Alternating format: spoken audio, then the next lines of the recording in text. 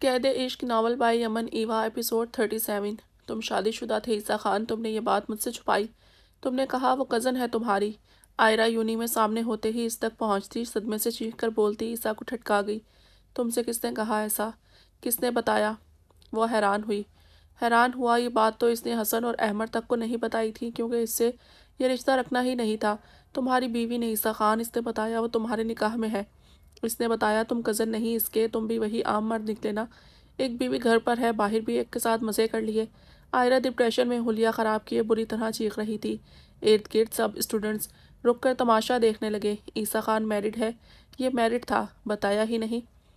سب حیرت سے بول رہے تھے۔ عیسیٰ نے لب بھینچ کر سرد نظروں سے آئرہ کو دیکھا۔ وہ رو رہی تھی۔ کتنے مزے کیے ہیں تمہارے ساتھ؟ میں پیچھے آیا تھا تمہارے؟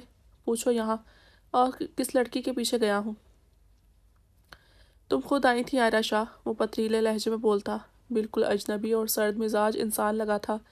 ارد گرد ہوتی چہمگوئیاں تھم سی گئی۔ میں ہی پیچھے آئی تھی۔ ہاں میں نے اظہار کیا تھا، تم انکار کر دیتے، کہہ دیتے شادی کر چکے ہو۔ تب جب میں تمہارے اپارٹمنٹ میں تھی، وہ سامنے آئی تھی، تب کہہ دیتے تمہاری بیوی ہے۔ تم چھپا گئے کیونکہ تمہارے دل میں چور تھا۔ بولو کیوں کہا تھا کزن ہے؟ آئرہ نے روتے ہوئے اس کی غلطی جتائی تھی۔ اسے صدمہ پہنچا تھا، وہ اس کے ساتھ رہا، مگر اس کا نہیں تھا۔ وہ شادی شدہ تھا، کسی اور کا ہو چکا تھا، اور وہ اس کے خواب دیکھتی رہ گئی تھی۔ صدمہ ہی صدمہ تھا، غصہ تھا کہ ابل ابل جا رہا تھا۔ عیسیٰ جبڑے بیچے کھڑا رہا۔ جواب نہیں تھا کوئی۔ پوروا نے برا کیا تھا اس کے ساتھ۔ آئرہ بھی برا کر رہی تھی۔ وہ بھرے مجمع میں سوالیہ نشان بن گیا تھا۔ ہاں وہ دکھی ہے۔ سوال کرتی، اکیلے میں کر لیتی تو چھپا گئے، چھپاتے ہی رہتے۔ وہ تمہارے ساتھ ہے، گھر میں ہے، گاڑی میں لیے پھرتے ہو۔ مجھ سے تو کہہ دیتے کہ میری جگہ نہیں کہیں، کہہ دیتے آئرہ شاہ ہمارے راستے الگ ہیں۔ ہاں میری جگہ کہاں بنتی تھی؟ اتنی کم عمر، اتنی حسین بیوی کے سامنے کسی بھی آئرہ شاہ کی کیا اوقات؟ وہ ہچکیاں بڑھتی روتی جا رہی تھی۔ پوروا کے ذکر پر عیسیٰ کی رگیں تن گئی۔ میری بیوی کی بات دوبارہ یوں لوگوں میں مت کرنا آئرہ شاہ، تم جو بھی سمجھو، میں تمہیں جواب دے نہیں۔ وہ آئرہ کے قریب ہوتا سرد لہجے میں تنبیہ کر گیا۔ وہ ساخت سی سے دیکھ کر رہ گئی۔ پوروا کی طرفداری اس کا دماغ گھما گئی، تیش سے بھر گئی تھی۔ تو میرا کیا؟ صرف تمہاری بیوی کی عزت ہے کیا؟ میرا مذاق بنایا؟ اس کا کیا جواب دو گے؟ بہت عزت دار بنتے ہو نا تم بھی انہی مردوں میں سے ہو جنہیں بس اپنے گھر کی عورتوں عزت دار لگتی ہیں، باقی سب ان کے لیے کھلونا یا مذاق سے بڑھ کر کچھ نہیں۔ تم گھٹیا ہو عیسیٰ خان، تم نے میری محبت کا مذاق اٹھایا ہے، میرا مذاق بنایا ہے، کھیلے ہو میرے ساتھ۔ وہ پوری شدت سے چیخی۔ آج اسے اپنی عزت کی پرواہ ہوئی، عزت نفس کا خیال بھی آ ہی گیا تھا۔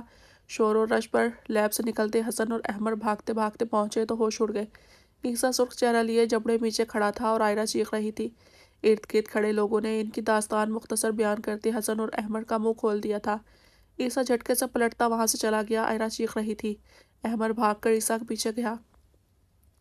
گھٹیا مرد ہوتے ہو تم سب کے لیے لڑکیاں بس کھیل ہوتی ہیں، تم سب ایک جیسے ہو، تم بھی باقی سب جیسے نکلے عیسیٰ خان۔ آئرہ نے چیخ کر اپنی بھڑاس نکالی تو وہاں سے جاتا حسن رک کر غصے سے اس تک پہنچا۔ مرد کے گھر میں جا کر تم عورتوں کو پکڑ کر لاتا ہے، مرد مرد چیخ رہی ہو، اپنے بارے میں کیا خیال ہے؟ یونی میں یہاں باحجاب لڑکیاں بھی آتی ہیں میڈم، بہت سی لڑکیاں عزت سے آتی ہیں، ڈگری کمپلیٹ کرتی ہیں اور اسی عزت سے لوٹ جاتی ہیں، انہیں کوئی مرد کیوں کھلونا نہیں سمجھتا؟ تم خود اپنے ساتھ کھیلی ہو آئرہ شاہ، اس کے پیچھے تم گئی، اس کی طرف دوستی کا ہاتھ بھی تم نے بڑھایا، دوستی سے محبت کا سفر بھی تمہارا اپنا تھا، تم اسی کے ساتھ گھسیٹتی رہی، تم نے ہر بار زبردستی کی، چاہے دوستی تھی چاہے محبت تھی، تب عزت نفس کہاں گھاس کھا رہی تھی؟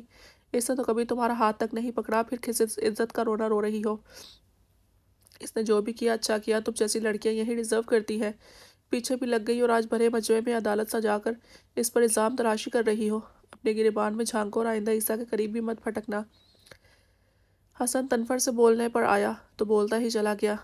احمد لحاظ رکھ لیتا تھا، مگر وہ حسن تھا، منہ پھٹ تھا، لڑکا تھا، چپ کیوں رہتا؟ دوست پر بات آئی تو پوری بات جاننے سے بھی پہلے اس کا دفاع کیا، اندھا نہیں تھا، جو دیکھا بیان کیا۔ آئرہ کو آئینہ دکھایا اور وہاں سے چلا گیا۔ آئرہ اپنی جگہ جم کر رہ گئی تھی۔ مجمع چھٹنے لگا تھا۔ وہ کہہ رہی تھی عیسیٰ نے اس کا مذاق بنایا ہے اور خود سب لوگوں میں اپنا تماشا بنا گئی۔ کچھ ہی وقت ہوا تھا، یونی میں وہ کپل مشہور ہوا تھا، اتنی جلدی نظر لگ گئی۔ پہلے سب نے عیسیٰ خان کو غلط کہا، اب آئرہ کو کہہ رہے تھے، اور کچھ دن تک سب بھول جاتے۔ دنیا ایسی ہی ہے، ہم اپنا تماشا خود نہ بنائیں تو شاید کوئی جان تک نہ پائے۔ ہمارے اندر کیا جنگ چھڑی ہے، کون ہارا کون جیتا؟ یہاں تو انسان اندر سے مر جائے کوئی نہ جان پائے یہ تو پھر ایک محبت تھی، اور محبت بھی خود ساختہ، وقتی کشش سے بھری۔ اس محبت کو وہ خود تک رکھتی تو کچھ ہی عرصے تک وہ پسندیدگی کی دھول میں پرانی ہو جاتی۔ اس محبت کو اس نے عیسیٰ پر تھوپا، اسے اس سے مانگا، ساتھ چلی، مگر اعتبار نہیں کر پائی۔ محبت ہو جانا سب نہیں ہوتا، محبت کرنے کا ڈھنگ آنا چاہیے۔ محبت کرنے کا طریقہ کم لوگوں کو آتا ہے، وہ طریقہ اسے نہیں آیا۔ ابے رک، شادی کر لی، بھائی کو بتایا نہیں، نکاح میں بلایا تک نہیں، بے وفا غدار۔ احمد اس کا کندھا پکڑ کر روکتا، دانت کچکچا کر بولتا جا رہا تھا۔ عیسیٰ نے جھٹکے سے کندھا چھڑوایا۔ کون سی شادی، کیسا نکاح؟ رات کے 12 بجے مجھے نیند سے جگا کر کہا جائے لڑکی کو اپنے ساتھ لے جاؤ، اور جب لے کر اپارٹمنٹ پہنچا تو کرائے کے قاضی اور گواہ بیٹھے اونگ رہے تھے۔ مجھے خود نہیں پتا تھا تمہیں کیسے بلاتا، عیسیٰ نے ناک چڑھا کر کہا۔ احمد کہکا لگا کر ہنسا، اور ہنستا ہی جا رہا تھا جب اس نے پلٹ کر اس کو پنچ دے مارا۔ احمد پیچھے کو لڑکھڑایا، مگر ہنسی کا فوارہ ابلا جا رہا تھا۔ حسن بھاگا بھاگا پہنچا تو عیسیٰ کھانے والی نظروں سے احمد کو دیکھ رہا تھا، اور وہ ہنس رہا تھا۔ تم نے شادی کر لی، وہ بھی ہمارے بغیر، تمہارے علاوہ کسی کو اپنا گواہ بنا کر بٹھانے کا سوچا بھی کیسے؟ حسن اسے دھکا دیتا اپنے غم میں چیخا۔ عیسیٰ کا گھوما ہوا دماغ مزید گھوم گیا۔ یہاں بندہ مرتا مر جائے، انہیں نکاح کی پڑی تھی۔ احمد نے ہنستے ہوئے حسن کو اپنی طرف کھینچ کر عیسیٰ پر گزری ظلم کی داستان سنائی تھی۔ چلنا، شادی کی پارٹی کرتے ہیں، آج اپنی سپورٹس کار میں ہائی سپیڈ لانگ ڈرائیو پر لے جاؤ۔ وہ دونوں دانت نکالے مطلب کی بات پر آ گئے تھے۔ اپنی گاڑیاں وہیں چھوڑے، اس کی گاڑی میں گھسے۔ عیسیٰ نے گہرا سانس بھر کر اپنے اندر اٹھتا ابال اپنے اندر دبایا، اور ان کے ساتھ اچھے سے ریسٹورنٹ کی طرف بڑھا۔ وہ جانتا تھا ان دونوں کو نکاح میں نہ ہونے کا اتنا غم نہیں تھا جتنا پارٹی نہ دینے پر لگتا۔ زندہ نہ چھوڑتی اگر وہ انکار کر دیتا۔ اس کا سر گھوم رہا تھا، موڈ نہیں تھا، مگر خاموشی سے ان کے ساتھ چلا گیا۔ زرشا کا نکاح ہو رہا تھا، اور وہ بھی موسیٰ خان سے۔ اس نے سنا تو حواس باختہ سی خانزادہ کے سر پر پہنچی۔ لالا، یہ نہیں ہو سکتا۔ لالا ہے وہ، میرے نکاح کیسے ہو سکتا ہے؟ پریشانی سے بولتی خانزادہ کو مسکرانے پر مجبور کر گئی۔ اس نے زرشا کو سینے سے لگا لیا۔ لالا کہتی ہو؟ لالا ہے نہیں، نہ وہ گلجان کا بیٹا ہے، نہ خان ناظر کا، پھر نکاح ہو سکتا ہے؟ زرشے، گھبراؤ مت، تمہارے لالا ہے نا تمہارے ساتھ۔ اس کا سر تھپ تھپا کر اپنے ہونے کا احساس دلایا۔ زرشے جھلملاتی آنکھوں سے اسے تکنے لگی۔ کیا اسے بتانے کی ضرورت تھی؟ جہاں خانزادہ کھڑا ہو جائے اس جگہ زرشے آذر خان کے لیے مشکلات حرام ہو جایا کرتی ہیں۔ وہ فیصلہ کرے، پھر یقین دلائے، اس کے بعد تو انکار بنتا ہی نہیں تھا، کیونکہ وہ اپنے فیصلوں کو آخری تک صحیح ثابت کرنے کے لیے بھرپور کوشش کرتا تھا۔ وہ سر جھکا گئی۔ ثنا بیگم نے موسیٰ کے لیے زرشے کا سنا تو سب کے درمیان صاف انکار کر گئی۔ خان سوار سر پکڑ گئے۔ یہاں مرد فیصلہ کرتے ہیں، عورتیں نہیں۔ خان یوسف نے سرد لہجے میں جتایا تھا، یہ لڑکی میرے بیٹے کے قابل نہیں، یہ لڑکی۔ ثنا بیگم کے اگلے جملے سے بھی پہلے موسیٰ انہیں کھینچتا ہوا ایک طرف لے گیا۔ یہ سب کیا ہے موسیٰ؟ تمہیں منع کیا تھا نا، اس لڑکی کا نام کبھی مت لینا دوبارہ۔ تم اتنے عرصے بعد پھر اسی سے نکاح کرنے کے لیے اٹھ کھڑے ہوئے ہو، وہ ناجائز۔ مورے، موسیٰ نے سختی سے ان کی بات کاٹی۔ میں اب 5 سال پہلے والا موسیٰ نہیں جس کے سامنے ایسی بات کر کے آپ چپ کروا دیں گی۔ گلجان نے قسم کھائی تھی نہ کہ ان کے ساتھ کبھی کچھ غلط نہیں ہوا۔ اگر گلجان نے کہہ دیا تو یہی سچ ہے کہ زرشے جائز اولاد ہے۔ اور آپ کو ایک بات بتاؤں، اگر وہ نہ بھی ہوتی جائز، مجھے قبول تھی اور ہے۔ میں تب صرف آپ کی وجہ سے چپ ہوا تھا۔ مجھے ڈر تھا آپ زرشے کو یہ طعنہ نہ دیں، آپ اسے ذلیل نہ کریں، مگر اب یہ ڈر نہیں۔ میں اس حویلی میں کے بغیر رہ سکتا ہوں۔ آپ کو میرے سر کی قسم، اگر کبھی آپ نے یہ جھوٹی بات زرشے یا کسی سے بھی کی تو میں ہمیشہ کے لیے آپ کو چھوڑ کر چلا جاؤں گا، موسیٰ نے اٹل لہجے میں کہا۔ ثنا بیگم ساکت کھڑی رہ گئی۔ 5 سال پہلے ایسے ہی ایک روز موسیٰ ان کے پاس آیا تھا۔ وہ زرشے سے محبت کرتا تھا، اس نے ماں سے شیئر کیا تھا، اسے لگتا تھا وہ مان جائیں گی۔ ثنا بیگم نے انہی دنوں خان ناظر کے منہ سے گلجان کے لیے طعنہ سنا تھا کہ زرشے گلجان کی ناجائز اولاد ہے۔ وہ تو زرشے کا سن کر ہی بھڑک اٹھی تھی۔ زرشے، وہ ناجائز لڑکی کبھی میری بہو نہیں بنے گی موسیٰ۔ موسیٰ نے وجہ سن کر پھٹی پھٹی آنکھوں سے انہیں دیکھا تھا۔ یہ وجہ نہیں، گالی تھی۔ وہ کچھ دن چپ رہا، مگر پھر گلجان کے پاس پہنچ گیا۔ ان سے پوچھا تو وہ رو پڑی۔ بچے، میری بیٹی کو یہ گالی مت دو۔ ہاں، بہروز خان کے بیٹے نے گندی نظر رکھی تھی، اس نے غلط کوشش کی تھی مگر ناکام ہوا تھا۔ میں بھی باعزت ہوں، وہ بھی جائز ہے۔ سردار صاحب کو میرا یقین نہیں آئے گا کبھی، اس لیے خاموش رہتی ہوں۔ گلجان کے بولنے پر ہی وہ یقین کر گیا تھا۔ ثنا بیگم کے سامنے گلجان نے قسم کھائی تھی، مگر انہیں یقین نہیں آنا تھا، نہیں آیا۔ موسیٰ اسی شرط پر چپ ہوا کہ ثنا بیگم دوبارہ کبھی یہ بات نہیں کریں گی۔ اس نے اپنی محبت اپنے اندر دبا کر آمنہ سے شادی کر لی، جس سے شادی کو وہ اچھے سے چلا بھی نہیں پایا۔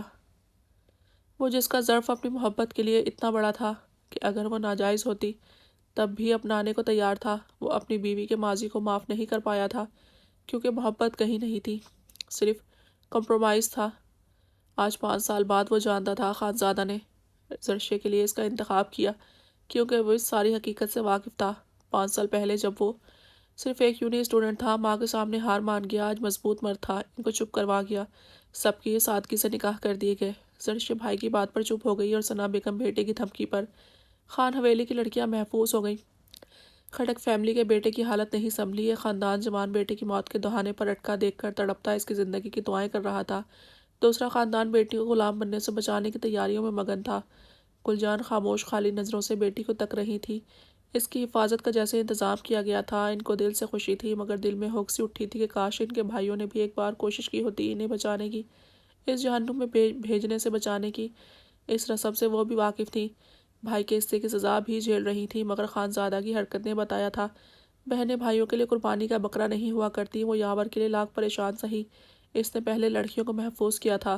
اگر گھر کے کسی فرد نے سزا جھیلنی ہی ہے تو وہ کیوں نہیں جس کے گناہ کیا ہے؟ وہ معصوم ذات کیوں جھیلے جو ہر باہر کے معاملات تک سے بے خبر ہوتی ہے، صرف اس لیے کہ وہ بیٹی ہے؟ بس اتنا جرم۔ ان کی آنکھیں نم تھی، لب مسکرا رہے تھے۔ ان کی بیٹی کا ماں جیسا نصیب نہیں ہوا تھا، کیونکہ اس کے بھائی اس کے ماموں جیسے نہیں تھے۔ ونی کی رسم لینے والے بھی کٹھور ہیں، مگر سنگ دل تو دینے والے بھی ہوتے ہیں۔ بیٹا قتل کر کے بھی محفوظ ہو جاتا ہے، بیٹی کو ناکردہ گناہ کی سزا میں زندہ دفن کر دیا جاتا ہے۔ پھر جو پیچھے رویا جائے تو کیا فائدہ؟ قصاص میں خون کا بدلہ خون بھی تو ہوتا ہے۔ جیسے رو کر بیٹی دی جا رہی ہوتی ہے، ویسے کبھی رو کر بیٹا دے دیا جائے تو ایسا کیوں نہیں ہوتا؟ سادگی سے دریا درخشاں کو رخصت کیا گیا۔ ان کو زیادہ فرق نہیں پڑا۔ وہ پہلے بھی شہر میں رہ کر پڑھتی تھی، وہ اب بھی اپنی تعلیم پوری کر لیں گی۔ پلوشے کا سالیہ نے بھی یقین دلایا تھا جب تک چاہے پڑھ سکتی ہے۔ زرشے تو تھی ہی گھر میں، اپنے کمرے سے موسیٰ کے کمرے تک پہنچ گئی۔ سب کو رخصت کر کے خانزادہ موسیٰ کے پاس پہنچا۔ 5 سال پہلے تم آئے تھے مجھ سے مدد مانگنے، میں نے انکار کیا تھا کیونکہ میری بہن کی ذات کو سوالیہ نشان بنایا گیا تھا۔ آج مجھے ضرورت پڑ گئی تھی، میں تم سے پوچھے بنا جانتا تھا کہ تم ہاں کرو گے۔ میں شرمندہ ہوں، خود غرضی دکھا رہا ہوں، اور تم پریشان تھے کہ اس بار پھر وہی سب نہ دہرایا جائے۔ میں نہیں جانتا اس بار تم نے چچی کو کیسے چپ کروایا ہے۔ بس اسے ریکویسٹ سمجھنا موسیٰ، چچی کو کبھی زرشا سے ایسی کوئی بات کرنے مت دینا، ورنہ اس بار ان کا سامنا میں خود کروں گا، اور میں صرف اپنی بہن کی ساتھ سمجھ کر بات کروں گا۔ خانزادہ نے اس کا کندھا تھپ تھپایا۔ وہ ریکویسٹ کر رہا تھا مگر لہجہ وارننگ دیتا ہوا تھا۔ اس بار تمہیں سب معاف، تم حکم کرو بھی چلے گا۔ موسیٰ شرارتی لہجے میں بولتا ہنس پڑا۔ ہاں میں پریشان ہوا تھا تمہارے فیصلے سے، مجھے وہی ڈر لپیٹ میں لے گیا کہ مورے زرشا کی ذات پر کیچڑ اچھالیں گی، مگر پھر میں نے ہمت کی کیونکہ دوسری بار بزدلی کی وجہ سے اپنی محبت سے ہاتھ نہیں دھو سکتا تھا۔ اس بار جانے دیتا تو خود کو مار دیتا۔ مصباح جذباتی پن سے بولتا خانزادہ کے گلے لگا۔ وہ بولا تو نہیں مگر شکر گزار ہو رہا تھا اس کا۔ وہ بھائی سے زیادہ دوست تھے اور موسیٰ پر اس بار اس نے اپنی بہن کے حوالے سے یقین کر کے احسان ہی تو کیا تھا۔ خانزادہ اطمینان سے مسکرایا۔ پریحان سب کے نکاح کے بعد فری ہو کر روم میں بیٹھی بار بار مرحا کو کال ملانے کی کوشش کر رہی تھی۔ اٹھ کر سلائڈ ڈور کے پاس جا کر باہر تکنے لگی۔ ان دنوں وہ سیڑھیاں چڑھنے اترنے سے بھی پرہیز کر رہی تھی۔ روم کے بیک لان میں بھی سیڑھیاں اتر کر جاتی تھی۔ ایک بار پیر پھسلتے پھسلتے بچا اور اس کے بعد پریحان نے توبہ کی تھی۔ اتنا نرم مزاج اور کیئرنگ حدیر اس معاملے میں جیسے سختی سے وارن کر گیا تھا، پریحان واقعی ڈرنے لگی تھی۔ ملازمہ کی مدد سے صبح ہی نیچے جاتی، سب کے ساتھ بیٹھتی، ریسٹ کرنا ہوتا تو گل جان کے روم میں کر لیتی۔ اس نے گہرا سانس بھر کر دوبارہ سے مرحا کو کال ملائی۔ وہ کال کاٹ رہی تھی۔ وہ فکر مندی سے ٹہلتی جا رہی تھی جب ریما کی کال آئی۔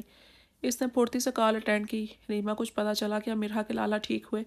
اس نے بے تابی سے پوچھا، لہجے میں فکر ہی فکر تھی۔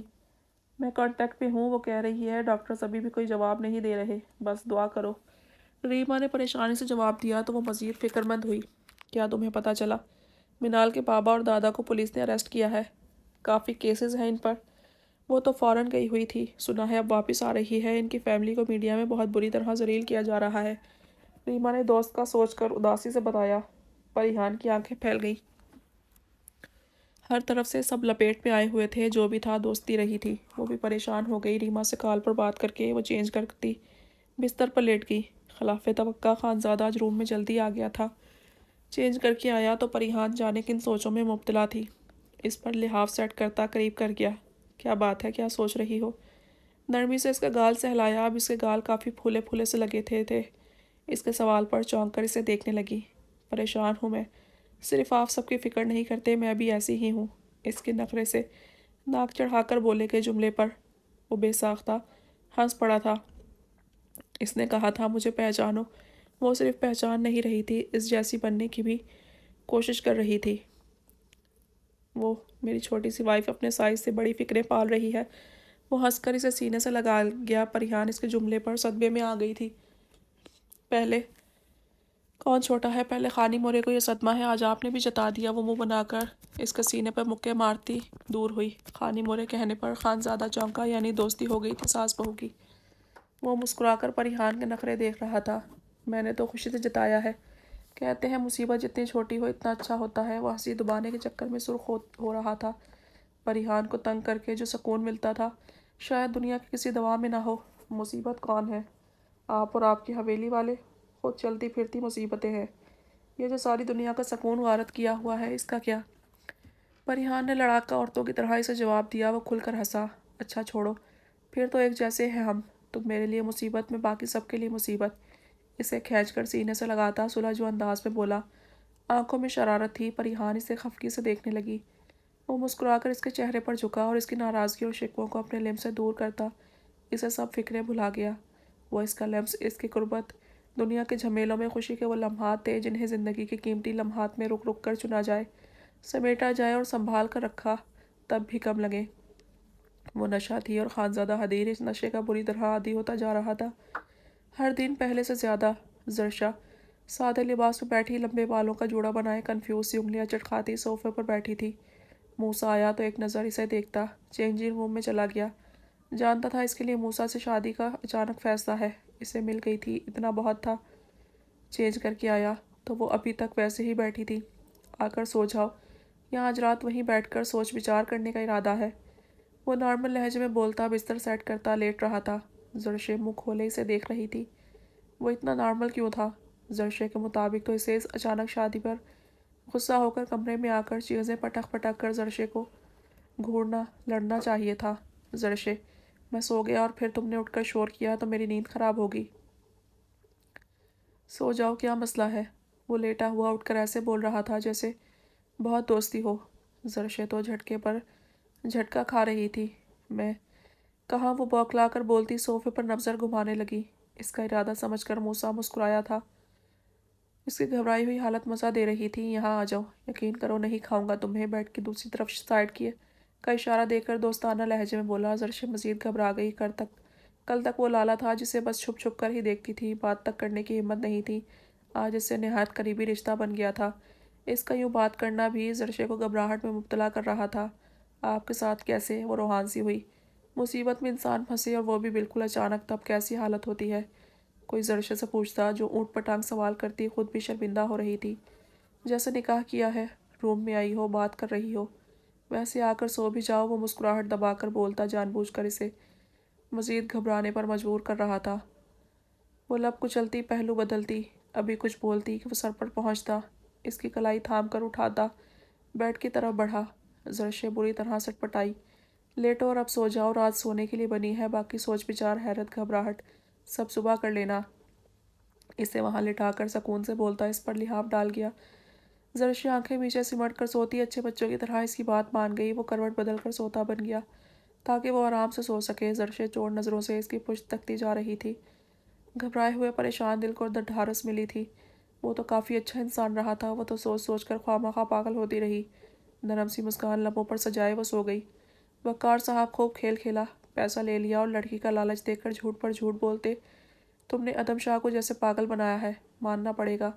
وقار صاحب ادم شاہ کی اچانک پھر سے کال اور کال پر بولے جانے والے لفظوں پر گھبرا اٹھے۔ کیا مطلب جناب؟ سمجھا نہیں۔ یقین کریں، سچ کہہ رہا ہوں، وہ اپنی بہن کے پاس گئی ہوئی ہے ملک سے باہر۔ جیسے ہی آئے گی تو وقار صاحب کو مسز شائستہ نے جو کہا وہی دہراتے اس بندے کو پرسکون کرنے کی کوشش کر رہے تھے۔ Shut up! وہ دھاڑا سر گھوم گیا۔ یعنی اب بھی جھوٹ؟ وہ بھی دیدہ دلیری سے میں نے دیکھ لیا کس ملک میں گئی ہوئی ہے، کسی امیر زادے کی مہنگی گاڑی میں گھومتی پھر رہی ہے، تم جیسے لالچی انسان سے یہ توقع کی جا سکتی ہے کہ مجھے بہلاوا دے کر کسی اور کو بیچ دی؟ وہ سرد لہجے میں بولتا وقار صاحب کے رونگٹے کھڑے کر گیا۔ وہ خود بھی اس بات پر حیران ہوئے۔ پہلے تو میں عزت سے نکاح کر رہا تھا، اب ایسا ہے کہ پہلی فرصت میں میرا پیسہ واپس کر دو اور اس لڑکی کو اب میں خود اٹھوا لوں گا۔ نکاح کرتی ہے میری جوتی، استعمال کر کے پھینکوں گا، ایسے کہ دنیا دیکھ کر عبرت حاصل کرے۔ وہ بولا نہیں، پھنکارا تھا۔ کال کاٹ دی اور وہ جم گئے تھے۔ ادم شاہ جو پیسے ادھار دے کر ایک ایک پائی کا حساب لینے میں مشہور تھا، اس کی دھمکی وقار صاحب کو جھنجھوڑ کر رکھ گئی تھی۔ پیسہ کہاں سے لائیں؟ اب پیسہ برابر بھی کر لیں، پروا کا کیا؟ ادم شاہ سے نکاح کر کے دینے کو تیار ہو گئے تھے کہ چلو فائدہ پہنچتا رہے گا۔ وہ پروا سے بڑا تھا مگر جوان مرد تھا، ایسا کوئی بڑی عمر کا بھی نہ تھا۔ وہ بے حس ہو گئے تھے مگر اب جو وہ کرتا ایسا تو وہ بھی نہیں سوچ سکتے تھے۔ غصے سے بڑے شائستہ بیگم کے سر پر پہنچے۔ کہاں چھپایا ہے پروا کو؟ جھوٹ بولا تھا نا مجھ سے، یعنی تم نے اس روز گھر آئے ادم شاہ کی باتیں سن لی تھی، تم نے سب جان لیا، تو اب یہ بھی جان لو تمہاری سوچ سے کہیں زیادہ گھٹیا انسان ہے وہ۔ میں نکاح کر کے دیتا مگر اب وہ ایسے ہی لے گا اور جو حال کرے گا نا، تم اپنی اس حرکت پر پچھتاؤ گی۔ وہ دھاڑتے ہوئے بنا کچھ چھپائے سب کھولتے چلے گئے۔ شائستہ بیگم شاک اور خوف سے سنتی ہی لڑکھڑا گئی۔ اب جن کو دی ہے نا بھانجی، ان سے کہہ دو ساری عمر کے لیے ایک گھر میں چھپا دے، کم سے کم تب تک جب تک ادم شاہ زندہ ہے۔ میں کچھ وقت کے لیے کہیں روپوش ہو رہا ہوں، تم بھی اسی بھانجی کے پاس چلی جاؤ۔ وہ چیختے چلاتے انہیں جتا کر بولے اور سنگ دلی سے اپنا ضروری سامان تیزی سے لیے گھر سے نکل گئے۔ وہ دل کے یکدم بڑھتے شدید درد کو سنبھالتی زمین پر گرتی چلی گئیں۔